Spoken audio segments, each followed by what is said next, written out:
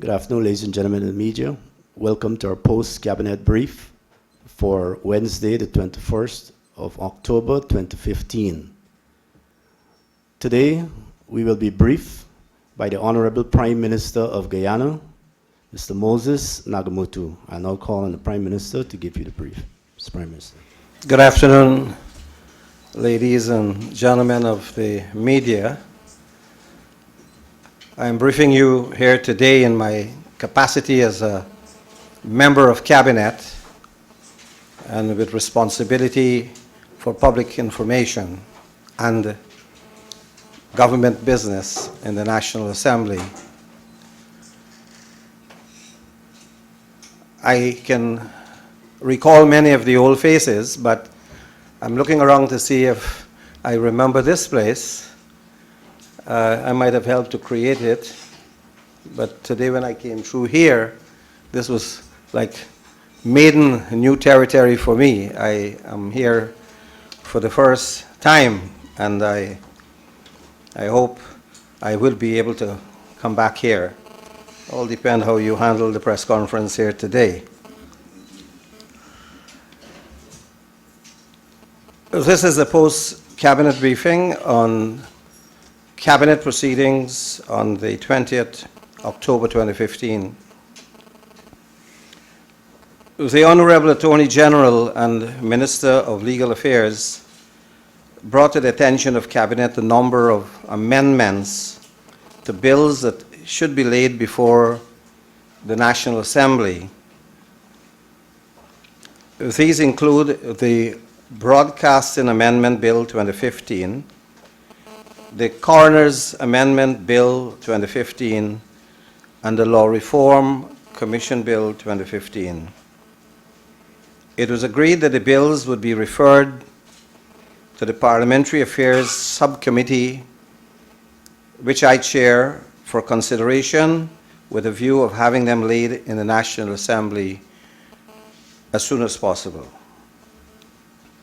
I understand that the procedure here would be that some of these matters are circulated to you so that you could have a more studied approach towards these matters, particularly dealing with draft legislation. Cabinet also noted a list of outstanding matters from the 10th Parliament. The list comprises of bills that had lapsed from the previous Parliament and which should be retabled in the National Assembly.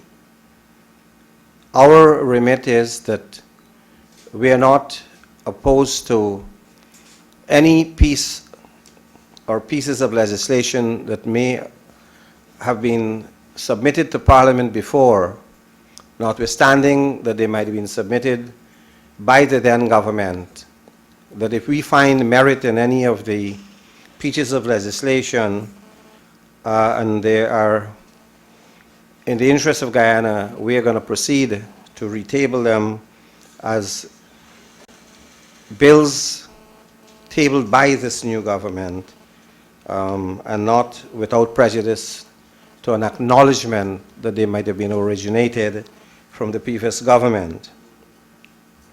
And these are some of the bills that have been lapsed: Wages and Salaries Commission Bill, Local Authorities Establishment of Tongues, Mabaruma, Madhya, Bartika, and Letem, the Telecommunications Bill, and the Public Utilities Commission Bill, and there's a list that I understand would be circulated to you of the other measures that we intend to consider for laying before Parliament, now that Parliament would be would reconvene from tomorrow.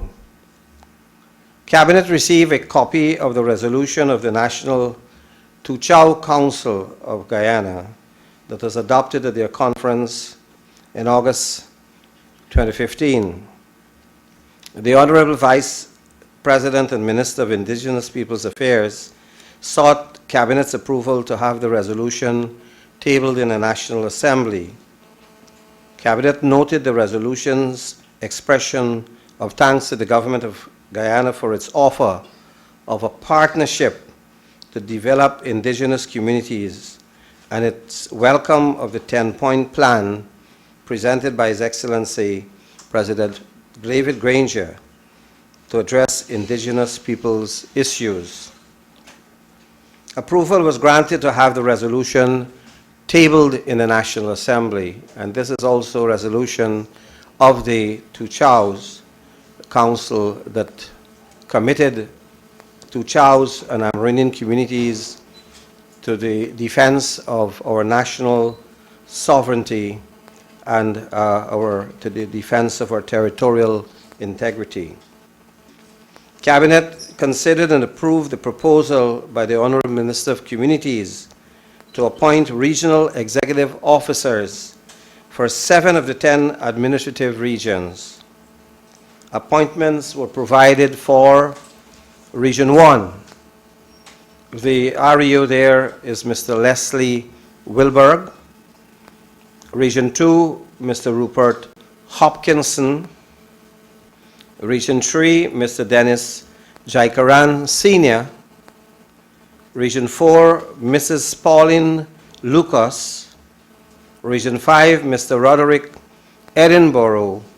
Region 6, Mr. Virasamy Ramaya. And Region 10, Mr. Gavin Clark. It was noted that the regional executive officers were already appointed for Region 7, Mr. Peter Ramotar, Region 8, Mr. Raphael Downs, and Region 9, Mr. Carl Parker. Cabinet also approved an enhanced remuneration package for all regional executive officers. This includes basic salary of $300,000 per month, which is made non-taxable, duty allowance of $70,000 per month, non-taxable, and a remuneration package which will be handed out to you that monetize could lead to an additional $300 or so per month, $300,000 or thereabout. I'm not sure if the entire package is much more than that, but 600 is a package. Monetize, well, that of course takes, got to watch this thing back. Take this amount above the Prime Minister's salary. Cabinet approved the appointment of the Board of Directors. And you're dealing with REU here. You better look at that figure again. Of the National Tripartite Commission. The chairperson appointed Honorable Mrs. Simona Bruns as a chairperson, Minister within the Ministry of Social Protection, and includes Honorable Mrs. Valda Lawrence. I'll explain a little bit more of this. Minister of Social Protection and representative of CAGI, the Guyana Trade Union Congress, and the Federation of Independent Trade Unions of Guyana. The committee is constituted by members from government, representatives of employer organizations, and representatives of workers' organizations or trade unions. This committee will deal with matters relating to industrial relations, human resource management, and labor policies. This is one of the more outstanding feature that we would wish to retain in our system of governance, to be a partner with the trade union movement and with employers association, so that when we describe our government as one of partnership, we have now given this an institutional clout in what is called the National Tripartite Committee. Cabinet also appointed members of the Board of Directors for the Trade Union Recognition and Certification Board. The chairperson of this board is Justice Claudette LaBennett.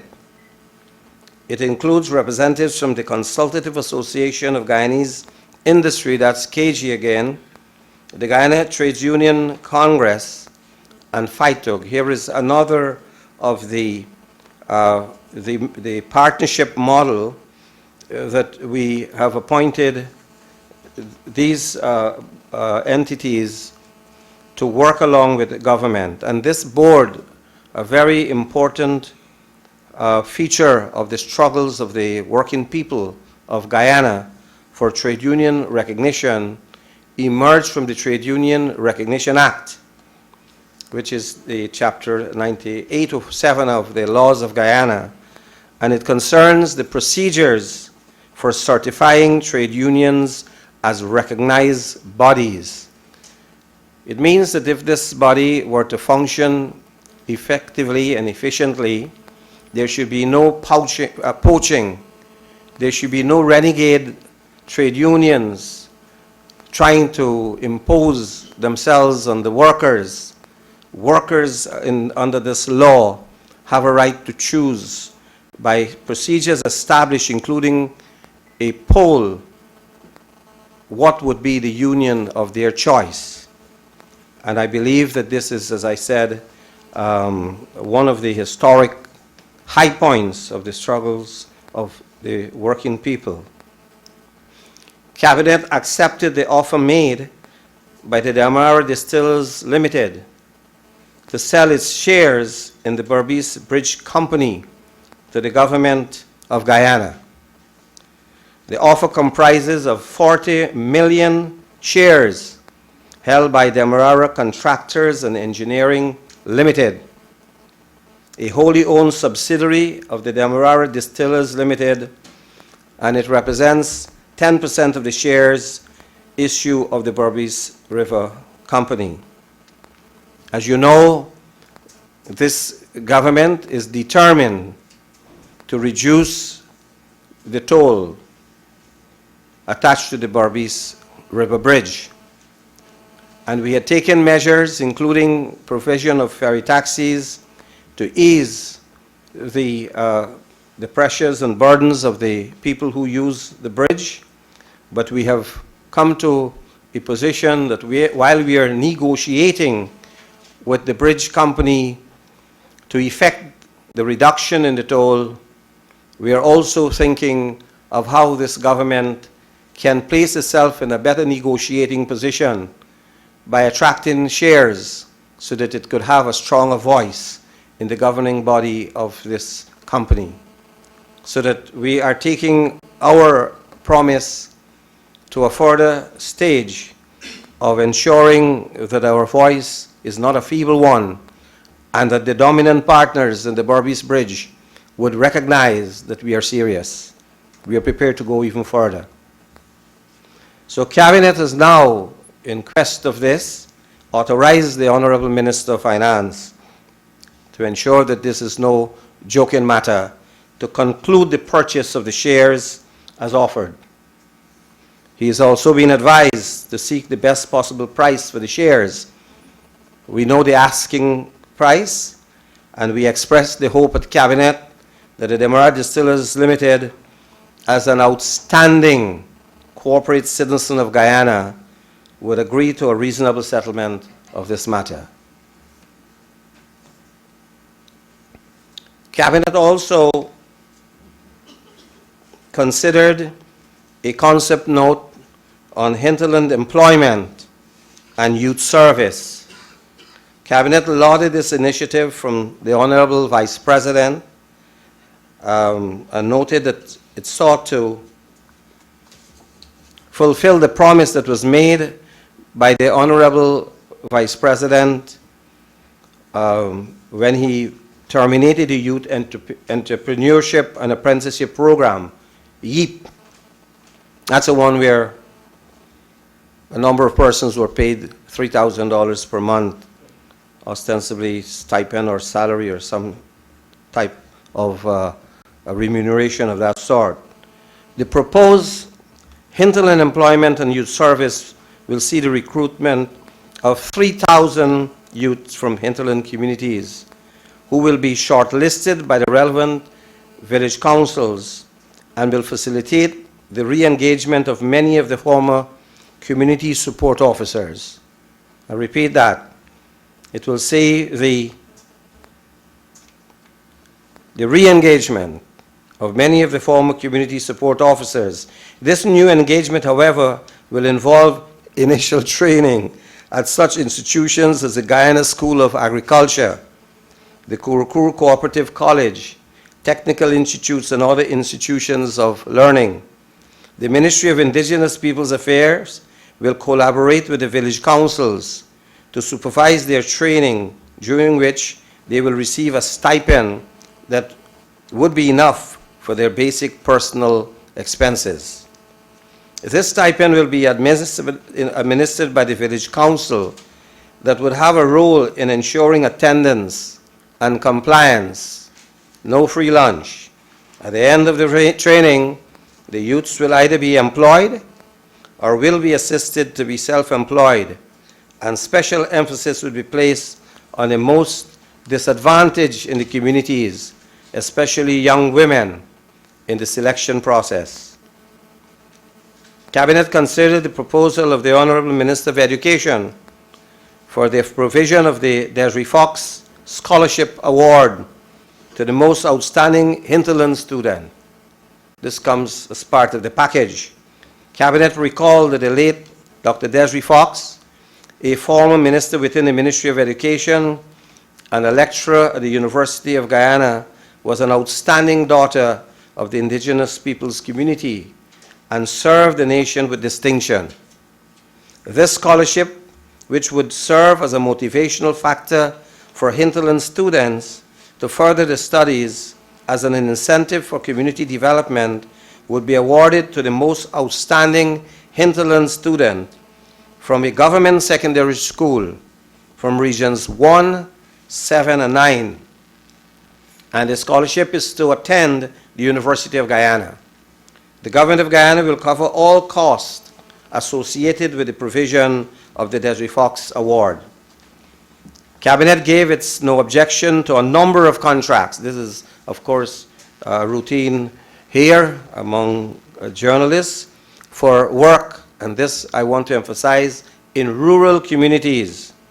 These contracts totaling in excess of 1 billion Guyana dollars, and we also want to mention that it is not part of what had been spent in the first half of the year. I was advised over $400 million was spent on sea and river defense in the first half of 2015. These contracts, while seeking to improve infrastructure and also intend to stimulate economic activities, create employment, enhance the economic and physical conditions of these communities at a time when we are trying to do a stimulus package to have employment and to have the flow of money within the communities. The contracts are: 1, purchase of firefighting vehicle, Guyana Fire Service. This is a contract for $36 million, and it is awarded to Angloco Limited. I'm not, you'll get in what is sent around to you. The precise, I'll just give you the round fingers. 2, alteration and renovation of concrete building. 34 Main and Hope Street, Georgetown. You know what is that? That's the Bureau of Statistics. That's a contract given to Project Design Construction, Inc. for $118 million. Maintenance of industrial conditioning system, Georgetown Public Hospital Corporation. This contract was awarded to Antarctica Maintenance and Repair, 79, rounded $80 million. 4, the supply of school uniform related to the purchase of material for Region 7. There's a contract to Ravina International for $28 million for school uniform, and also another contract for the supply of textbooks for national distribution, and these are in various sums. Books from the Oxford University Press, £46,000. Macmillan Distribution, £44,000. Mohammed Store Associate Limited, $496,000 US. Construction of riprap river defenses in Region 3, Essequibo Islands. Orenstein, East Bank, Demerara, the contract was awarded to Samaru's investment in the sum of $41 million. Riprap, river defenses, as you know, this is to meet the challenges of climate change, high tides, which have ravished these areas, particularly Leg 1, Wakenham area. Endeavour Leg 1, a contract to Samaru investment in the sum of $43 million for the river riprap. Maria Johanna Wakenham, a contract with Deodat Singh construction firm for $85 million. Maryville Leg 1, another contract for $76 million to A&S General Construction, Inc. Ledestin, East Bank, Essequibo, another contract of the same type to M&B Construction in the sum of $36 million. Stanley Tong, West Bank, Demerara, M&B Construction for $35 million. La Becatel, Leg 1, contract to BK International. This is a major contract for $75 million. And the Mosquito Hall on the East Coast, Mahaika, contract to BK International for $153 million. In Glasgow, on the east bank of Berbice, river defense and all the works awarded to M&B Construction in the sum of $104 million. Cabinet also granted no objection to contracts as follows: Boulder Face Slope Protection Works between Crane and Mary, West Coast Demerara, Region 3, in the amount of $41 million. Rehabilitation of river defenses, Scottsburg Quarantine, Region 6, contract in the sum of $47 million. Construction of timber, revetment, Vrihade, Kanji Berbice, $18 million to Mr. Rupan Ramotar Investments. Rehabilitation of Parika Stellin, TNHD contract to Gupta Contracting for $22 million. I think this was to do with the putting down of piles to help the big vessels to moor properly. Installation of water transmission lines. These are pipelines and service connection upgrades.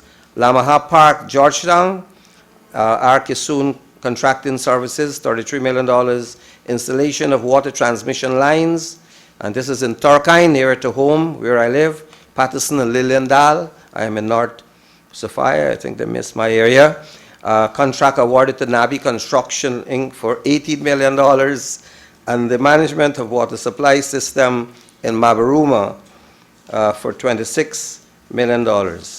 These are the briefs that I wish to share with you, members of the media, at this point in time in relation to the work of Cabinet yesterday.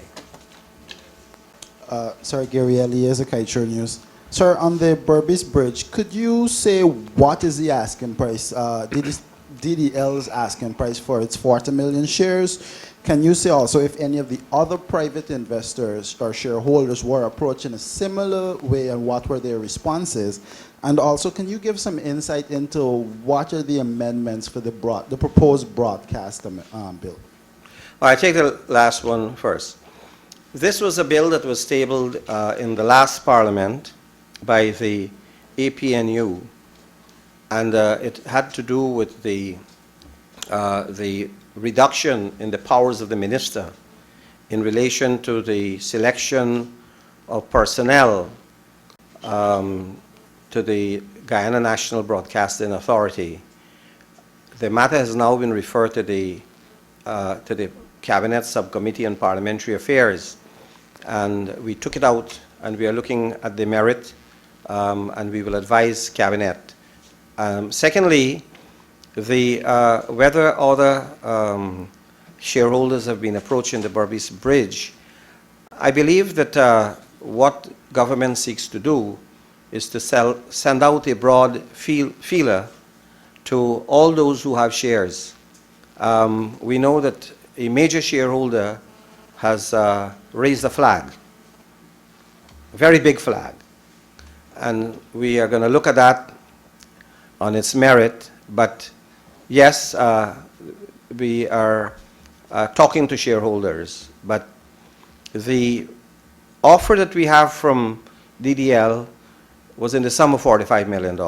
And we believe that with some level of, I am not talking negotiation, but persuasion, we could probably walk away feeling a little more comfortable with that price.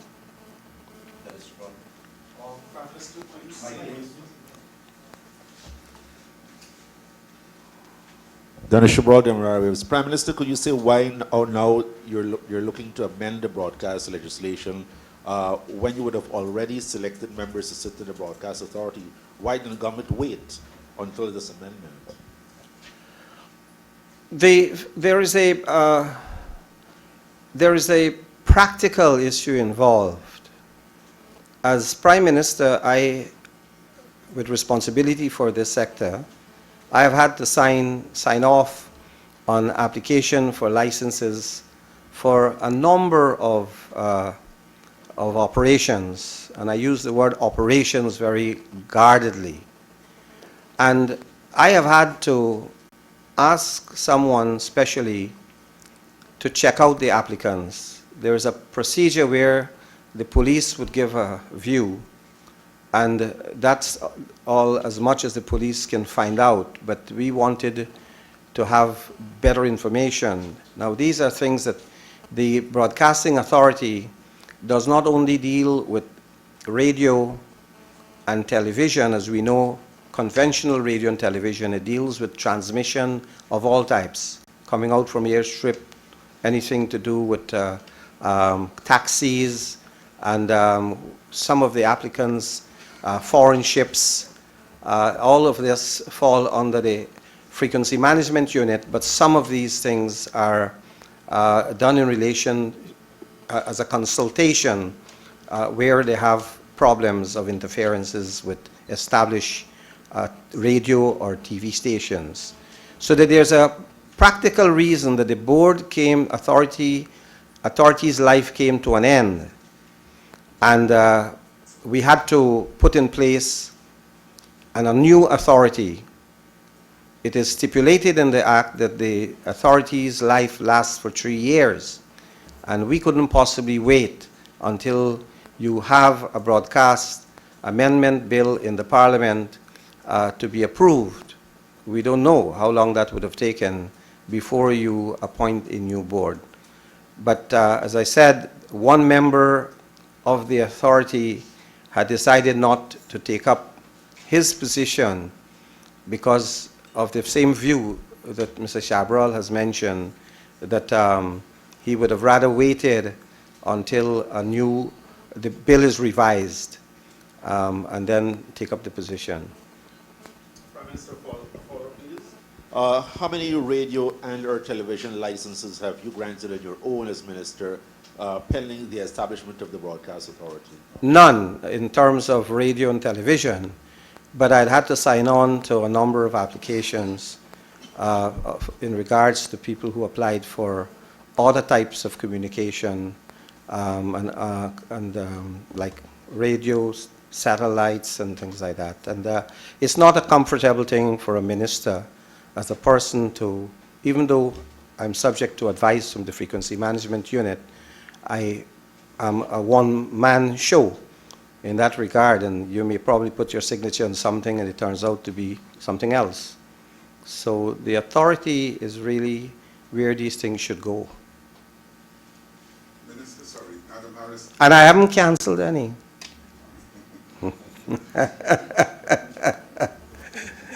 Adam Harris, Minister. The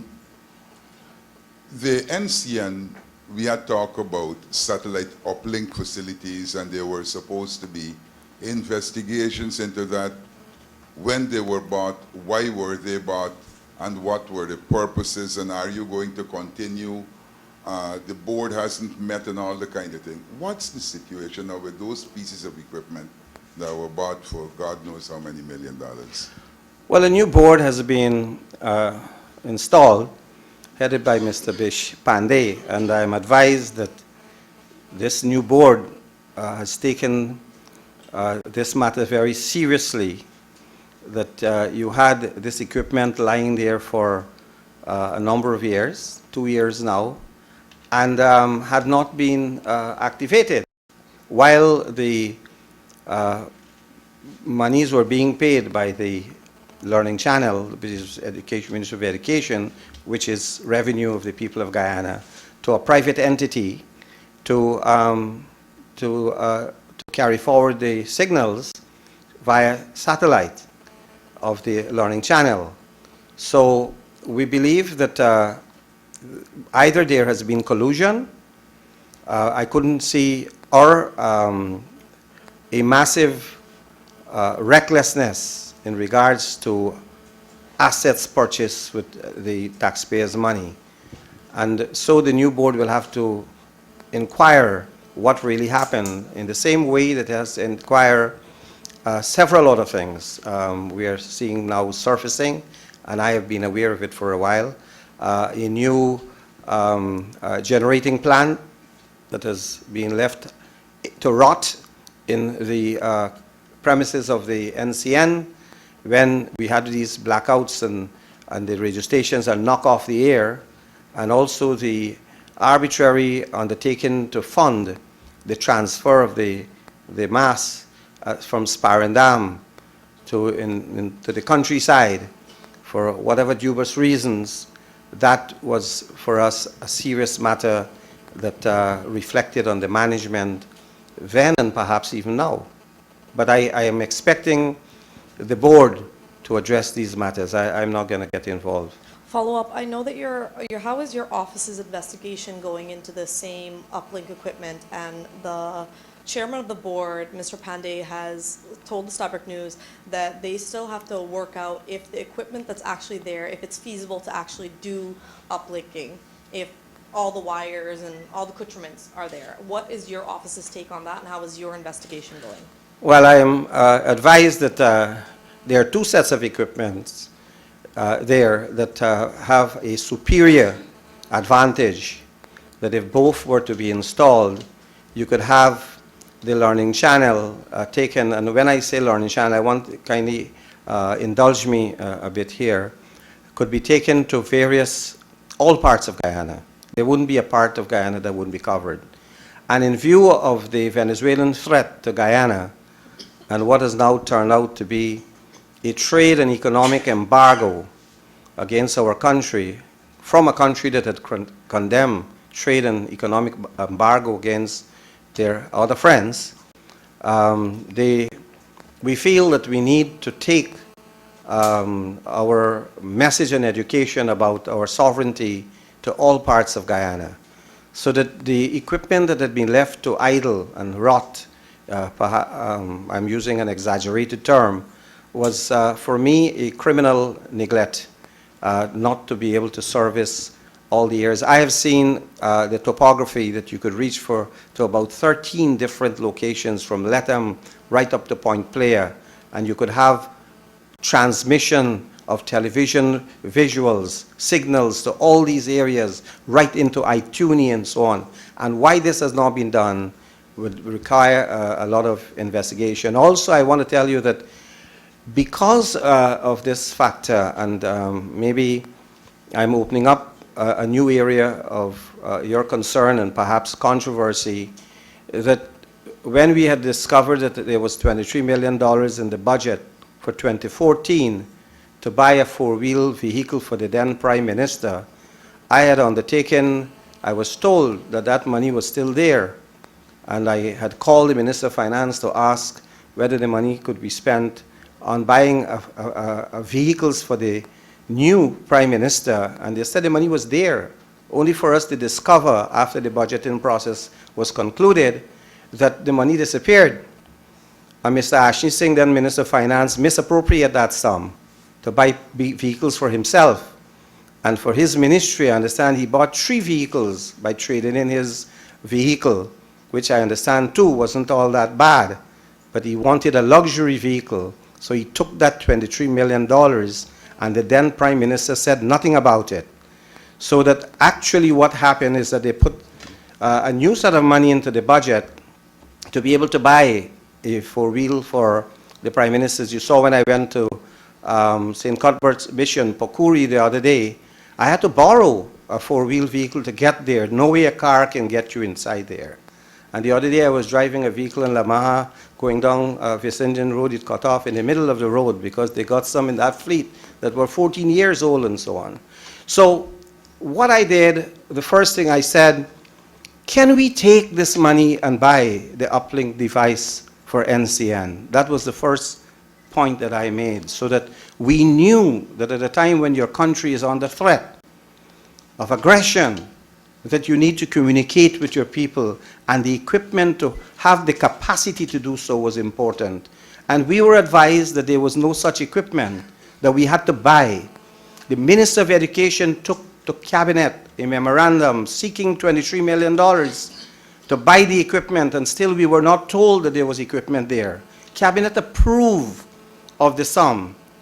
And then we were told, after the memoranda went around, that Cabinet had approved $23 million to buy the router and some other equipment by some names. I can't give all the names now. That there was, in fact, some containers containing these very equipment there idling for 2 years. But you still didn't answer the question. Is the technical capacity currently within NCN's power to grasp what is actually sitting idle in these boxes? Because to date, we haven't been able to determine if everything, all the screws and bells and whistles can just be put up and then all of a sudden we have uplink technology. No, I can't advise you at this point in time, but it's something that I will ask to be forwarded to the board. They are meeting today, I think Thursday. Tomorrow, and I certainly would like to ask that answer be provided. Okay, and now I'm going to ask my question, sorry. We haven't had your take on the 50% increase to ministers. Do you think that the increases were obscenely high? And don't you think that given the fact that there was no mention of this in any of the manifestos, that something has to be done to address the issue?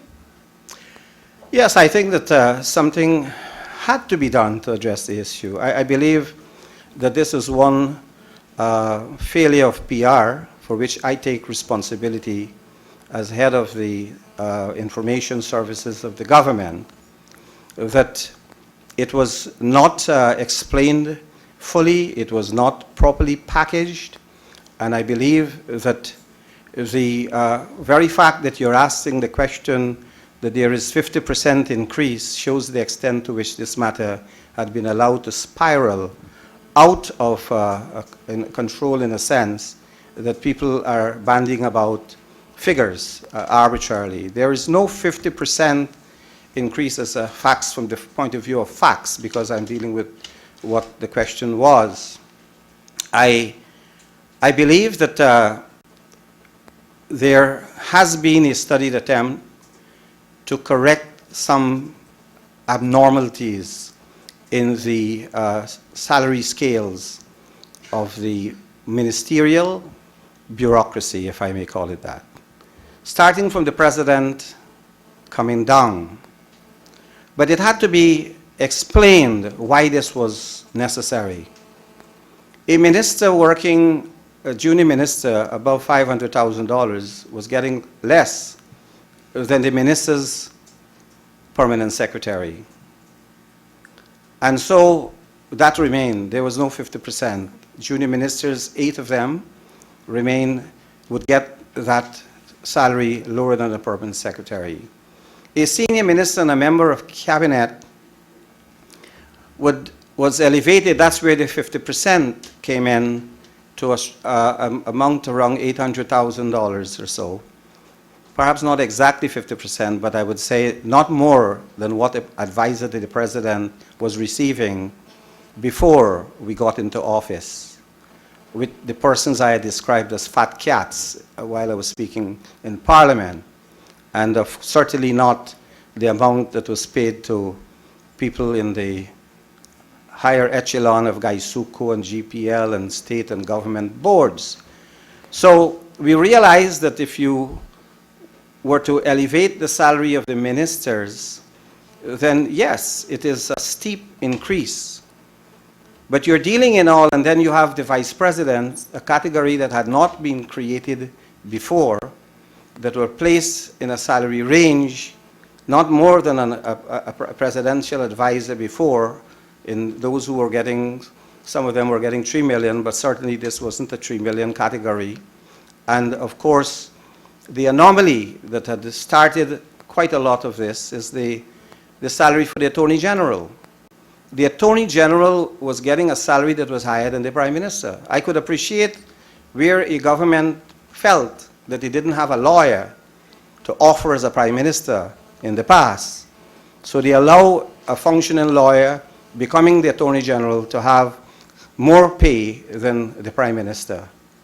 And so I had told you before that I had asked for $100 more per month to place the Prime Minister, not dealing with me, the Prime Minister's salary as a matter of principle to correct an abnormality that had existed, and which was 50 US cents. I had said that to you because a certain section of the media had said that the Prime Minister wanted a 100% increase. It was $100, somebody heard me say at a meeting. And so that was the basis for trying to put the Prime Minister's salary above. But we now understand that the Attorney General's salary is tax-free, so that you still come back to a situation that the Prime Minister's salary becomes lower than the Attorney General's salary. And then, of course, the other effect of this was that the leader of the opposition takes home more than the Prime Minister, because it was tweaked, if I use that familiar word, in such a way that the salary of the former presidents were placed at a high level so that 7/8 of the salary becomes the pension. That's only the money part. So that right now you have a leader of the opposition who refuses to take parliamentary salary but consider the pension of the salary getting $2.1 million. And the Prime Minister takes home 1.7 minus tax. The leader of the opposition take-home pay is tax-free. So you're dealing in all with 27 persons, not 27,000. And it was an approach to do the aggregation of the differentiation between levels in the bureaucracy. But there was what I consider to be the PR problem. The PR problem was that, and I wouldn't go too long in this, is this, that ministers of the government who must engage trade unions, as we intend shortly to engage the trade unions, to deal with wages for public servants, should not themselves be in the fray to talk about their own salaries, but to settle that issue. And in such a way that, to me, it ought to be that it must be a one-off. I don't see any ministers getting a 5% for 2015. I didn't see that. And I don't see any minister getting a 5% for 2016. Because they are there negotiating for others, for the working people to have better remuneration, and they must be able to take themselves that they're not negotiating for themselves, but they're negotiating for others. So I believe that there needs to be explained a caveat that this was done to put the minister out of the contention that they're bargaining for themselves. But your government had promised a level of accountability to the people, especially if it was to come back that there would be that sense of that public outcry that you're currently seeing over this issue. And I know you mentioned the state boards and companies like Gaisuko whose heads were also receiving large sums of money. Why didn't you take the initiative then to lower those astronomical salaries as opposed to increasing yours to meet up with some of those?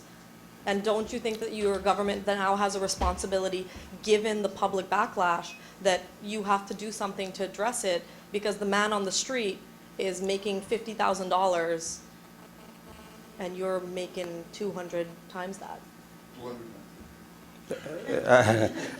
I'm not, maybe your mathematics better than mine, but the question is that the boards of these entities would decide on the remuneration of their executives. I don't think you can have an executive diktat saying how much GPL chairman or the CEO of Gaisuku should be earning. So we didn't go there. What happened is that I agree with you fully 100% that there has been a backlash because people are holding us to a higher standard. They're expecting that this government that says that it is a people's government and would deal with the people's interests and address the standards of living, they would expect that this government would deal lean as well as clean. They're expecting that. When I oppose salaries increases for ministers in 1993, I was in this very building here. Then as a minister, I said pay the nurses and teachers more, and then I'll take mine. And I went beyond that. I said investigate whether the government, the state can afford to pay increases to ministers and parliamentarians at a time when we were confronted with a situation of industrial arrest, and they said not a cent more. So we were then using that you need to have a lean as well as a clean government. I see that we return to the cleanliness of government. We are trying to deal with the corruption and the accountability issues. We have gazetted the increase. This is not coming because ministers feel that they were entitled to super salaries. It was an adjustment for a handful of persons that the state could have afforded at this point in time, rather than engaging the larger issue of the entire public service that would involve another type of calculation of affordability in terms of the quantum, so that I know down the line that public servants would be remunerated. We are waiting on the report that is coming out of the Commission of Inquiry. We will be guided by what that report would say, and we also would look at the question of affordability, whether even in this year, it would be possible to address some of the concerns of the public service, in particular the public servants generally, in relation to before the year is out. But as I said, when you are in politics, you would expect that your constituents and even people outside of your constituents would demand of the government that they don't deal with themselves before addressing us. And that is why we came out with a 100-day report that, listen, we tried to address your concerns as much as we could in regards to pension, in regards to minimum wage, in regards to a top-up, in regards to single parents and people who were getting social assistance, with regards to the Berbice Bridge. We itemized the areas that we said to the people we were looking into, so that this was not a case that we decided to turn our backs on the Guyanese people and walk away with the cookie jar. We first distributed to the Guyanese people as much as we could, as much as we found that we could, and then we decided to address the issue of the parliamentary and ministerial bureaucracy to be able to put some certainty in your governance, to invest in a governance that is not going to be problematic. This is a six-partner coalition, and coalitions are not easy to be put together. As you can see, some members of the coalition, their constituent members are out there protesting, agitating, or disagreeing. And that is their right, even as a member of the coalition. But our job is to keep the coalition together. And if we can address this in a principled way, that people who come into high public office ought not to do so at a loss of revenue. There is a principle in law about restoring people's integrity, that if they came in as a doctor or an engineer, that's the rationale that explained why the Attorney General's salary had always been higher than other people's salary, because they came out of a profession where they would have lost, opportunity lost in terms of dollars for their practice to take up a government job. so that we wanted to address the issue in a realistic way. We know it was going to be unpopular. We know that. But I agree that that did not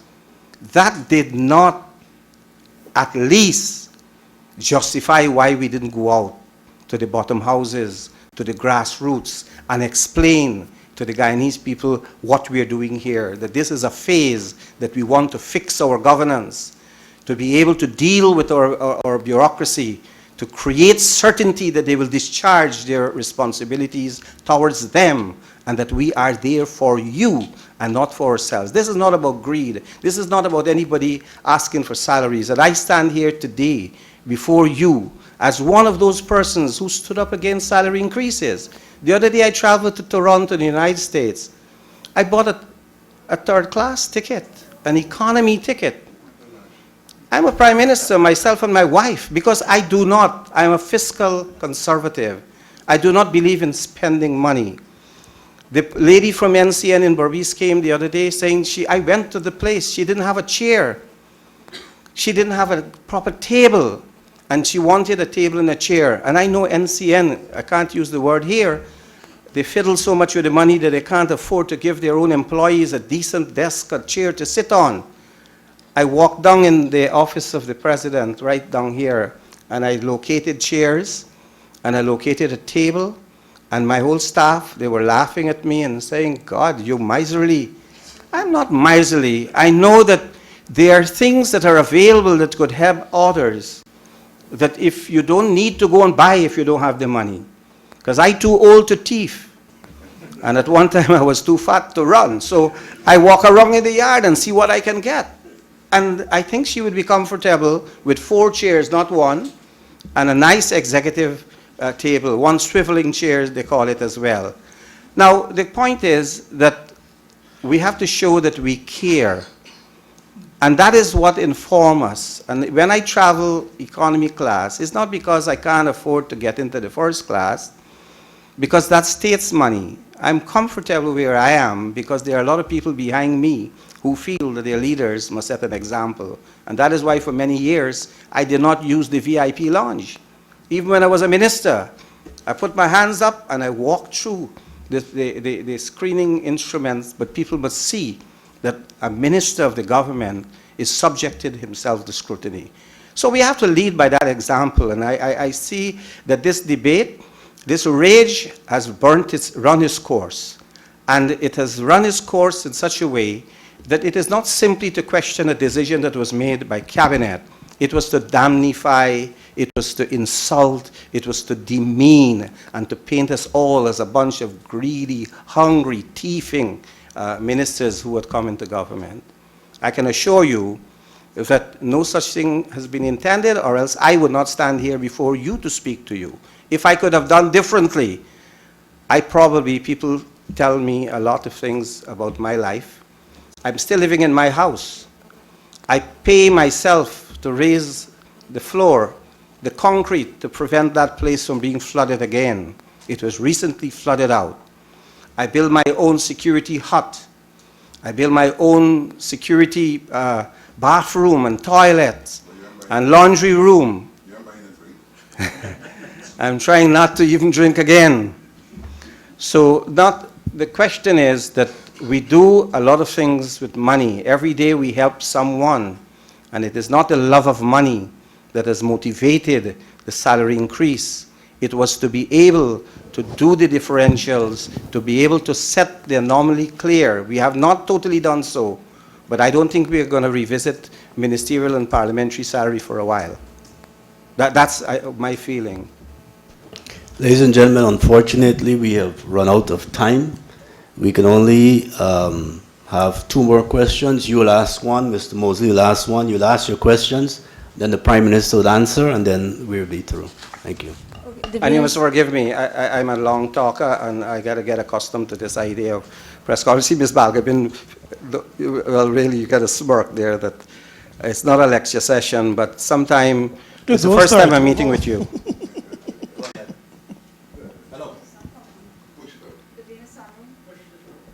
Venus Summer, the Evening News. Prime Minister, could you say the total cost, or at least give an estimate, that the COIs and the forensic audits have caused the government.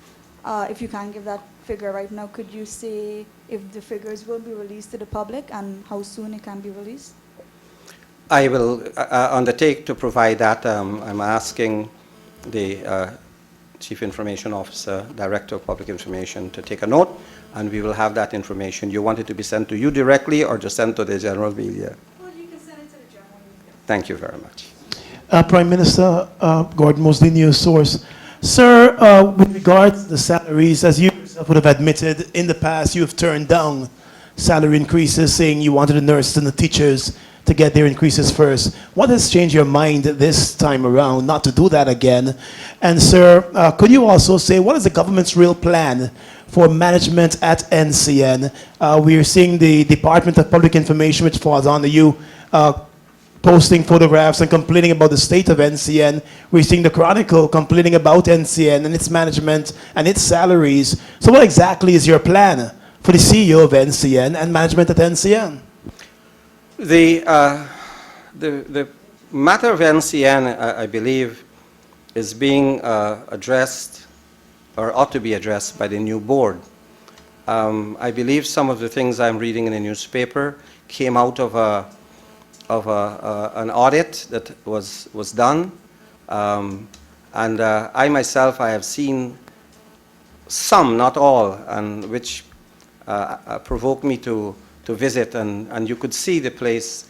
Yesterday, I can just tell you what, I'm embarrassed twice, and I asked my guards if they could go and render some, and my gardener to go and render some assistance to NCN. The fence has been falling down, and nobody seemed to know there's a guard hut there that has more here than the biggest barbershop in the world. There's growth on top of the hut where the guards are, and nobody bothered to even think that they could take the growth, the weeds out. And the president has to remind me that he walks past there for his maybe the hut was getting bald, but I know NCN was going bald for money. But that's no excuse. I went around there, I saw 14 or 17 vehicles, most of them cannibalized. They went in there with engines and wheels. You know, they didn't fly in there, but they're all parked up there. So the place has been badly managed, and it is for the board to deal with the management, including the CEO. Do you think that the management should be changed? The CEO, I have an opinion that I will not mention here. If I'm asked by the board, I'll give an opinion, but let the board decide what it wants to do. But I think it needs new energy. That's what I feel. It needs new energy and it needs new direction. And I will come with some disclosure shortly. You will see some other stories because I'm stunned. I have just seen a document where purportedly the former government transferred almost $500 million to NCN and GINA. And in all the reports I have had for a certain period, I'm still trying to find out where this money gone. And I need to ask the board, well, as minister, this is public finance. I need to ask some very hard questions because I've only seen that document yesterday afternoon, that large sums of money had been transferred to these entities. Is this the NCN report that former President Ramatar was supposed to have? No. This is brand new. This is the money well, put it this way. This was part of the sum that formed the catalyst for a new government, because it was the $6 billion that had been spent by the former government without the approval of Parliament, so that the money had been spent. But I'm now seeing the document because we hadn't had our hands. When we were asking for the former finance minister to tell us where you spent $6 billion without the approval of Parliament, they hadn't provided us with the details. So we are now seeing some of the details that says money had been transferred to X, Y, and Z entity, But we got to now find out from the entities, did you receive the money? Who received? Because we know $600 million, and this is what I'm seeing, had been transferred from the Ministry of the Public Service Ministry. I got a lot of details on that one, and transferred to the Office of the President. And I'm asking now who took the money? All I knew that people went to the bank with something called a warrant, no check, and they draw down $600 million in different tranches in cash. Cash money was given to people who went to the Bank of Guyana. So we got to now look that, and I think that matter is being studied by the legal authorities in relation to this new set of transfers I see for the first time yesterday. And it's good, Gordon, you asked about NCN, or else I wouldn't have probably remembered this, but this is one entity that really needs a lot of scrutiny. It needs a big brush to clean it up. The first question, sir, what would have changed your mind now as against under the previous administration? I'm not sure when you put it that way. Nothing has changed, actually. I remain the same person that I've always been, and I've hardly ever handled money. Thank God I have a good wife that I could trust to handle my money. And so when we were dealing with this issue, any numbers could have been agreed for me, for the Prime Minister, and it would have been fine. The President received a 5% increase. The Prime Minister received a 10% increase. So others say it's 100% or 200 or 500%, and they monetize it, this $20 million per year. So it looks as if he got $20 million new money in addition to what he had.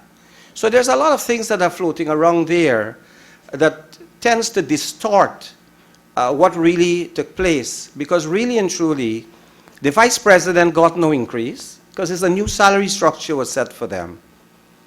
Poor guys, they're working just what Mrs. Teixeira was getting as an advisor. And nobody complained then. They didn't see that as outrageous when you look at the comparisons, you know. They didn't get an increase. Who got the increase? There are 13 ministers who got more money than the junior ministers. 13 senior ministers got some more money than the junior ministers, and the junior ministers ain't working more than the permanent secretary. And we decide to go and beat this horse every day.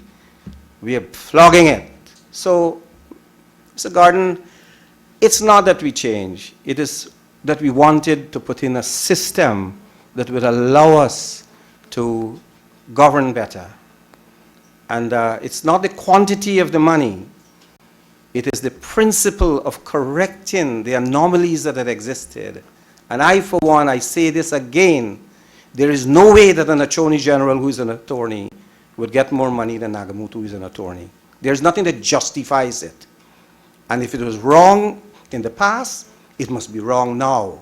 But this is not personal to who holds the office.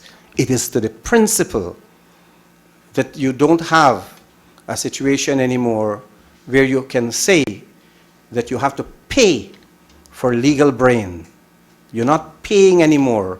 You have a number of lawyers in the cabinet who would shut down their offices or leave their practice to come into cabinet, and therefore you have to take recognition, as we did when bauxite was nationalized. When sugar was nationalized, the promise on the agreement was the workers will have no less favorable condition than they had enjoyed prior to the nationalization.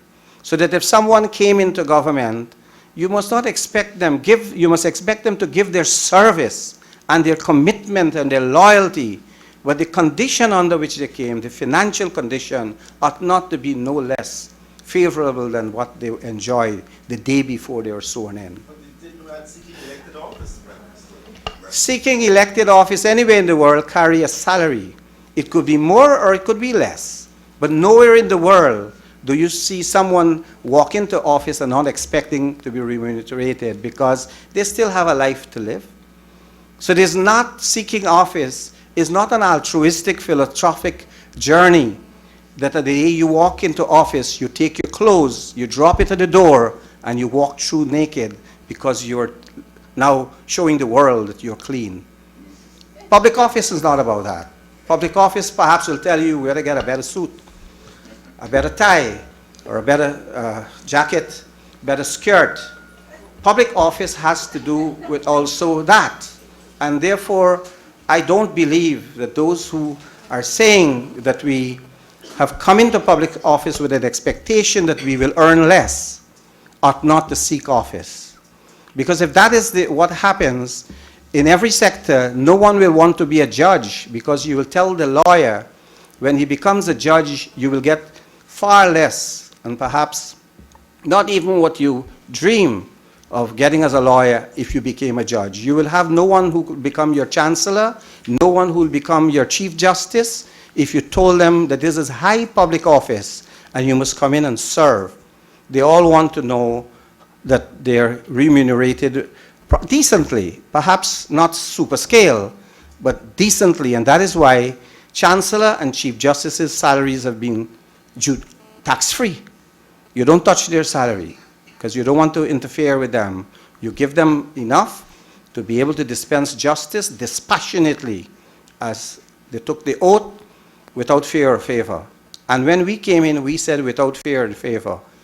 But we also are expected to discharge our responsibility, feeling that when, at the end of the day, we too are workers. We are workers. We are working, but as I said, I wouldn't want to beat this forward. I think we took a lot of juice out of this orange, poor orange, and now we are just trying to squeeze the skin. Thank you, ladies and gentlemen. There's some information here if you want to.